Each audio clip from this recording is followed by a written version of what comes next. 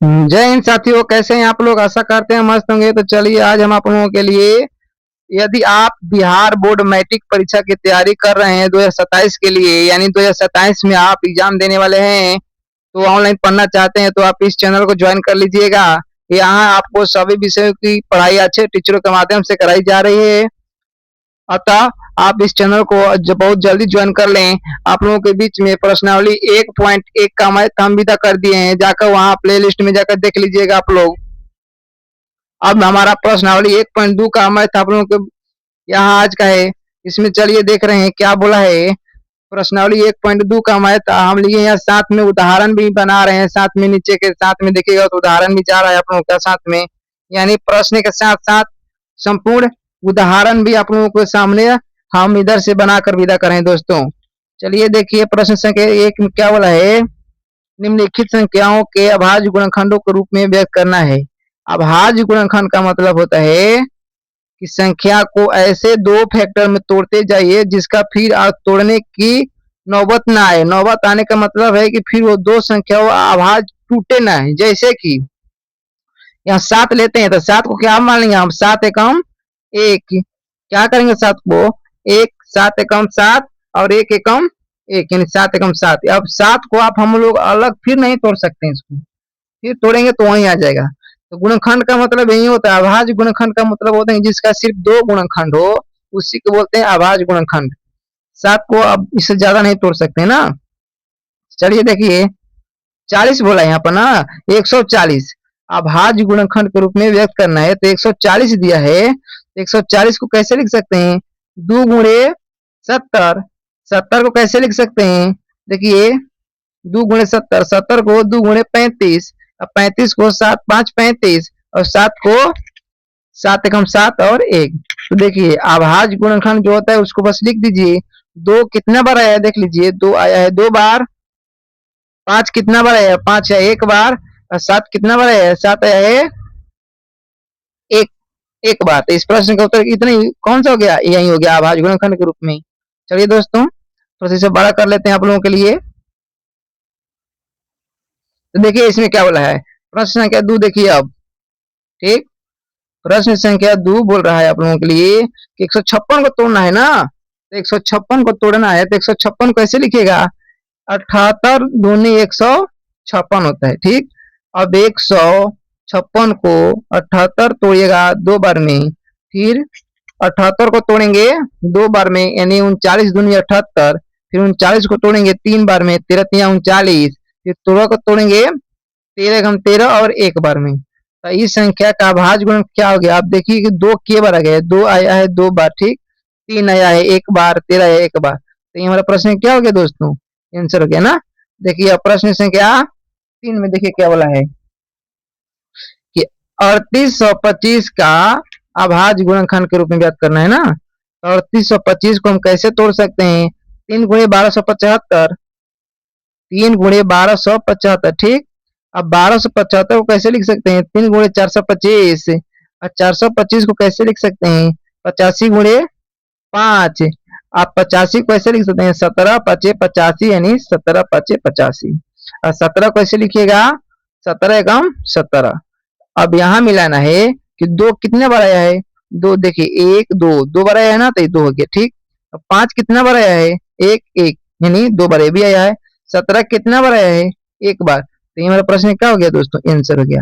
ठीक है, चलिए आइए देखते हैं। देखिए प्रश्न संख्या 3 देखिए इसमें क्या बोला है, 3825 ये हो गया है ना दोस्तों, हाँ ये वाला हो गया। चलिए ठीक है, ये वाला हो गया है। अब देखें प्रश्न संख्या 4 देखिए, 5500, 5005 को क्या लिखना है, अभाज्य गुणनखंड के रूप में है। तो 5005 को कैसे लिखेंगे, 5 गुणे 1001। ठीक, अब 1001 को कैसे लिखेंगे, 7 गुणे 143। 143 को कैसे लिखिएगा, 11 गुणे 13। 13 को ऐसे लिखिएगा 11 गुणे 13 1 गुणे 1। ठीक है, अब देखिएगा का 5 कितना बार आया है दोस्तों, 5 1 बार आया है, 7 भी 1 बार, 11 भी 1 बार, 13 भी 1 बार। तो इस प्रश्न का उत्तर क्या हो गया दोस्तों, यही हो गया ना। आइए देखते हैं प्रश्न संख्या 1 के 5वां, 7429 को तोड़ना है। तो 17 × 437 तोड़ेगा 7429 को। अब 437 को 19 × 23 बार में टूटता है, यानी इन दोनों से गुणा करेंगे तो 437 आ जाएगा। अब 23 को कैसे तोड़ेंगे? 23 को 23 से कम 23। तो देखिए कोई संख्या सब संख्या एक बार आया है ना, तो इस प्रश्न का आंसर क्या हो जाएगा? यही हो जाएगा, यही हो जाएगा इस प्रश्न का उत्तर। आइए चलते हैं प्रश्न संख्या आगे की ओर। देखिए इसमें क्या बोला है, चलिए आइए थोड़ा छोटे करते हैं, इसको थोड़ा छोट कर देते हैं प्रश्न संख्या, ताकि आप लोगों को साफ साफ लग जाए। चलिए देखिए, देखिए इसमें क्या बोला है, प्रश्न संख्या 2 में देखिए क्या बोला है कि पूर्णांकों के निम्नलिखित युग्मों के एचसीएफ और एलसीएम ज्ञात कीजिए तथा इसकी जांच कीजिए कि दो संख्याओं का गुणनफल बराबर मौसा गुणे लसा होता है कि नहीं। यही हम लोगों को क्या करना है? जांच करना है। ठीक, चलिए इसे अब थोड़ा सा बड़ा कर लेते हैं दोस्तों, इसे बड़ा कर लेते हैं थोड़ा सा आप लोगों के लिए, बड़ा हो गया ना। चलिए देखिए 26 × 91, 26 × 91, 26 को कैसे लिखेंगे? 13 × 2, 91 को कैसे लिखेंगे? 7 × 13। एसीएफ दोनों में जो कॉमन होता है ना, वही हमारा एसीएफ होता है। तो दोनों में कौन होता है? कॉमन होता है ना, वही हमारा क्या होता है दोस्तों? एसीएफ होता है। तो दोनों संख्या में देखिए कौन सी कॉमन है? 13 कॉमन है। कौन सा कॉमन है? 13। तो हमारा प्रश्न क्या हो गया? मौसा हो गया। अब लसा कैसे निकालेंगे? जो कॉमन होता है वो तो लेते ही हैं, और जो शेष रहता है ना उसी को गुणा करते हैं। जैसे देखिए 13 इसमें से एक ले लेंगे, अब फिर 2 है एक बचा है इधर, 7 भी इधर बचा हुआ है, तो 2 × 7 × 13 यानी कितना हो जाएगा? 182 हो जाएगा। ये क्या है? एलसीएम यानी लसा है। अब जांच कैसे करना है? दो संख्या का गुणनफल, यानी देखो 26 पहली संख्या आ गया, 91 दूसरी संख्या है, दोनों का गुणा करेंगे तो कितना गया? 2366। अब देखिए मसा लसा का गुणनफल अगर इतना आएगा तो जांच सही है, तो मसा लसा से गुणा कर दीजिए। मसा कितना है? 13, लसा कितना? 182। इन दोनों को गुणा करेंगे तो कितना आ जाएगा? 2366 आ गया, दोनों बराबर ना। तो यही प्रूव हो गया ना, यही आ गया, प्रूव हो गया ना। चलिए अब देखिए प्रश्न संख्या एक दूसरा के दुआ 510 और 92 का लसा मसा निकाल कर उसे जांच करना है ना दोस्तों। चलिए 510 को कैसे लिख सकते हैं हम लोग? 2 2 × 3 × 5 × 17। अब 92 को कैसे लिख सकते हैं?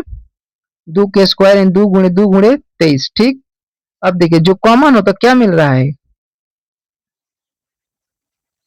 2 यहाँ मिल रहा है, एक 2 यहाँ मिल रहा है, तो 2 मिल रहा है तो 2 हमारा क्या होगा? बाकी 3 इसमें नहीं है, 92 में 3 नहीं है, 5 है 510 में लेकिन 92 में नहीं है, 17 है 510 में लेकिन 92 में नहीं है। तो जो कॉमन है वही हमारा प्रश्न क्या होता है? मौसा होता है। ठीक, मौसा हो गया। एलसीएम का हो गया, जो जो बड़ा वाला होगा उसको लीजिएगा। तो देखिए जो अधिक बार कौन संख्या है? 2 के पावर यहाँ 2 है, 510 में 2 के पावर 1 है, अब 92 में 2 के पावर 2 है, तो जो बड़ा होगा ना, जो ज्यादा बढ़ाया है ना उसी को लेंगे लास्ट में। तो 2 ले लिए, अब जो शेष बचता है ना सबको लिख देते हैं। यहाँ 3 है, यहाँ 5 है, यहाँ 17 है, यहाँ 23 है, इन दोनों को गुणा करेंगे तो कितना गया? 23,460 आ गया।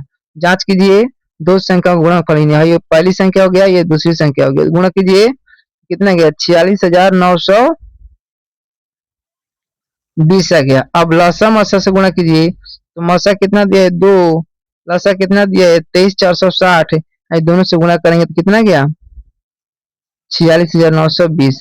दोनों यह दोनों पक्ष आपस में क्या हो गया दोस्तों? बराबर हो गया, यही प्रूफ हो गया ना, जांच हो गया। चलिए चलिए अब देखिए प्रश्न संख्या 3 देखते हैं, दूसरे के 3 देखते हैं। देखिए इसमें क्या बोला है? 336 और 54। तो 336 को कैसे लिख सकते हैं? 2 × 2 × 2 × 2 यानी 4 बार लिख सकते हैं। अब 3 भी है इसमें, 7 1 है। 54 को कैसे लिखिएगा?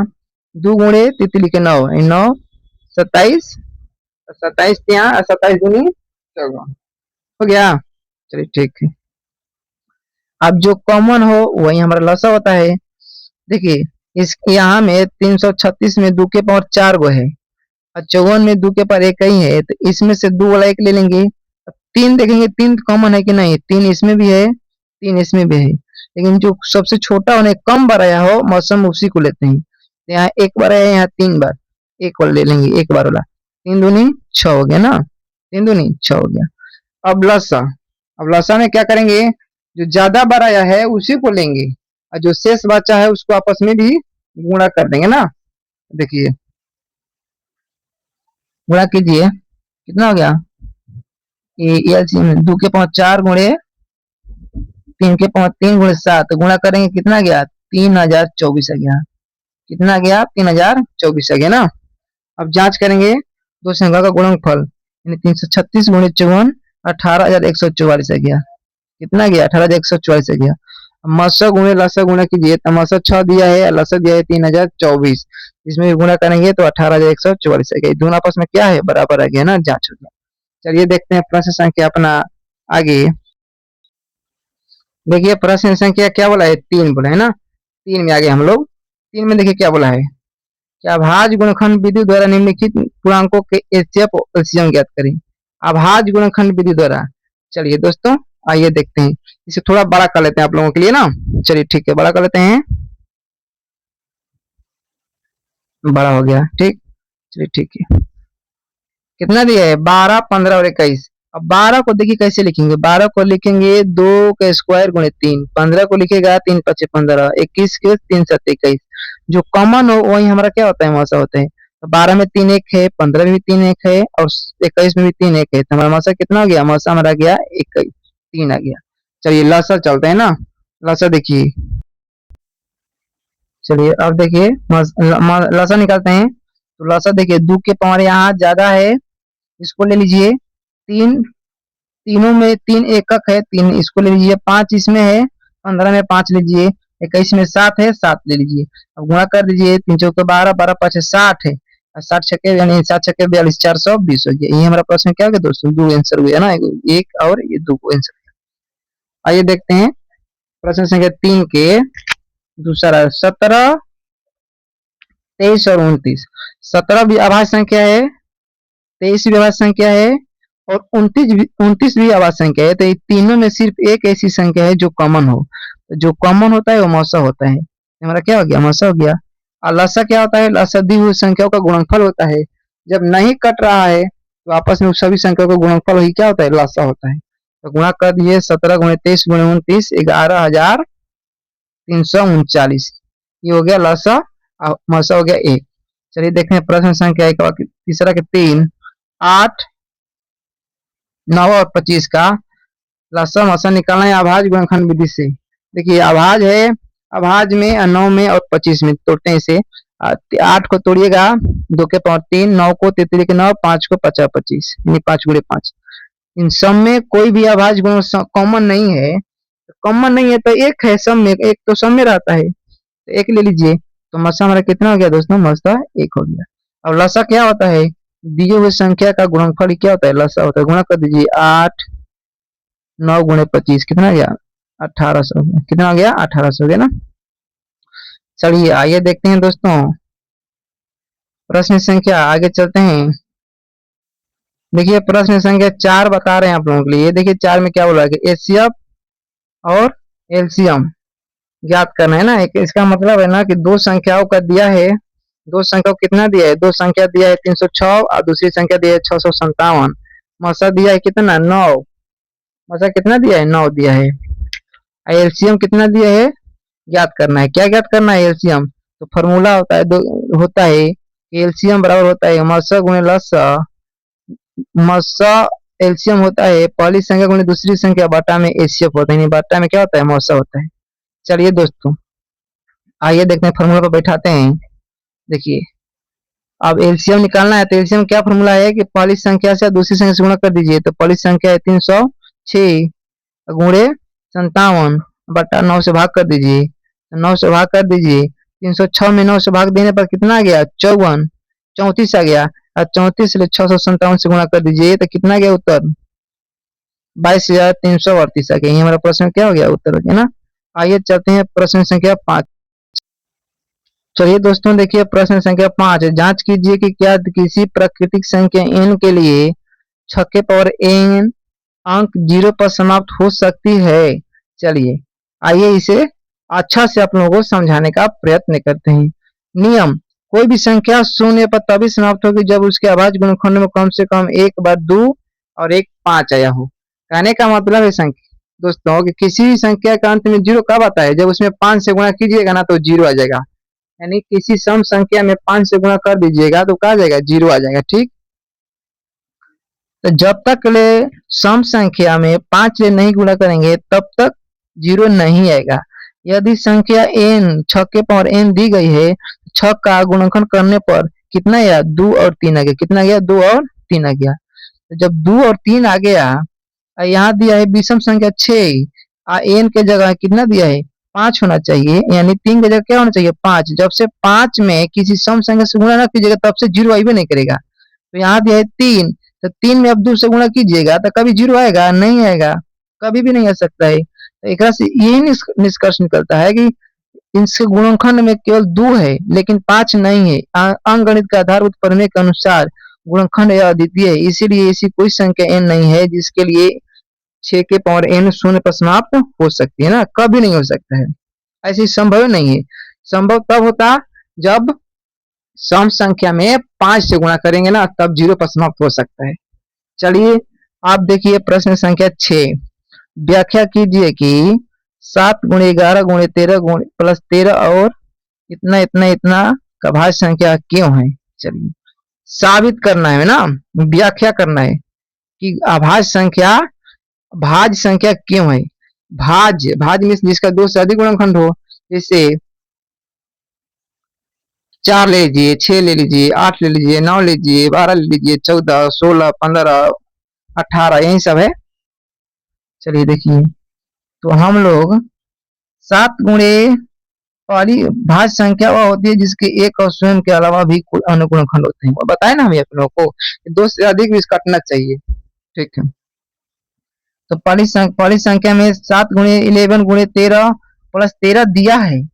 दोनों पदों में से 13 कॉमन बाहर निकाल लीजिए, बाहर निकाल लीजिए। ठीक है, तो बाहर निकालेंगे तो क्या बच गया? 7 बच गया कॉमन में, 13 11 बच गया, 1 गुणे प्लस 1 हो गया। अब यहाँ देखिए 7 ले या 13, 7 ले 11 से गुणा करिए, 11 से 77, एक जोड़ दीजिए 78। अब 78 है दोस्तों, 78 क्या है? 78 यहाँ पर एक अभाज्य संख्या। अभाज्य संख्या से किसी भी भाज्य संख्या में गुणा कीजिएगा तो भाज्य संख्या आता है। क्या आता है? भाज्य संख्या आता है। देखिए यहाँ 78 है ना, यहाँ पर 78, तो 78 है, यहाँ पर 13 है। तो एक विषम संख्या एक सम संख्या है, तो किसी भी सम संख्या से विषम संख्या में गुणा कीजिएगा तो हमेशा सम संख्या प्राप्त होता है। सिर्फ 2 एक ऐसी सम संख्या है जो अभाज्य संख्या है, बाकी जितना भी सम संख्या है ना वो टोटल भाज्य संख्या है। 13 में अगर 4 8 से गुणा कीजिए, 78 से गुणा कीजिएगा तो लास्ट में फिक्स है कि सम संख्या आएगा। सम संख्या आएगा तो हमारा भाज्य हो गया। चलिए दूसरा का कंडीशन क्या बोलते हैं उसे समझिए। चलिए दूसरी संख्या 7 गुणे 6 गुणे 5 गुणे 4 गुणे 3 गुणे 2 गुणे 1 प्लस 5। देखिए तो इसमें से 5 बाहर निकाल दीजिए, 5 बाहर निकाल दीजिए, कितना बच गया? 7 गुणे 6 गुणे 4 गुणे 3 गुणे 2 गुणे 1 प्लस 1 यही बच गया। और सब से गुणा कर दीजिए आपस में, 7 छक्के 42, 42 4 से, फिर 12, फिर 2 से, फिर 1 से, फिर 1 जोड़ दीजिए, तो कितना हो जाएगा? 1009 हो जाएगा। कितना हो गया? 1009 हो गया। यहाँ पर देखिए 1009, अब 5 से गुणा कर दीजिए दोस्तों। देखिए 9 है, यहाँ क्या दिया है? 9 है, तो 9 हमारा कैसी संख्या है?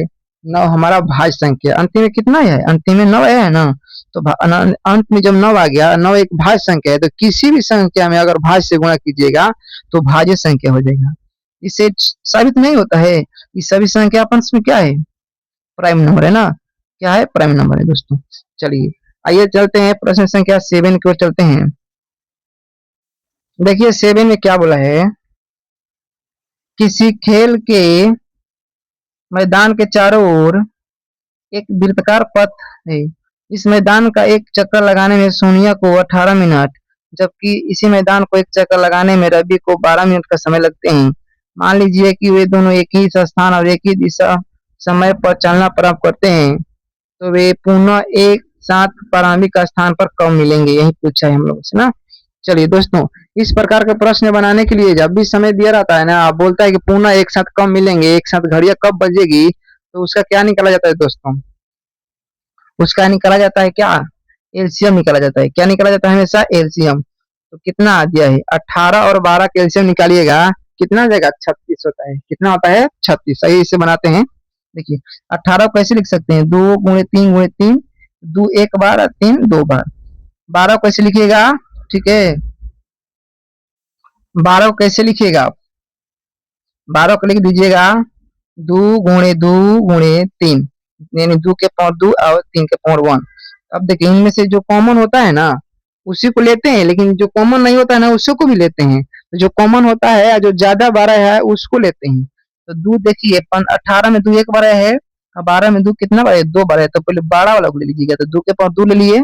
अब 3 में देखेंगे, 3 ऊपर वाला में यानी 18 में 2 बार आया है, और 12 वाला में 1 बार। तो 12 जो अधिक बार है ना, उसी को लेते हैं।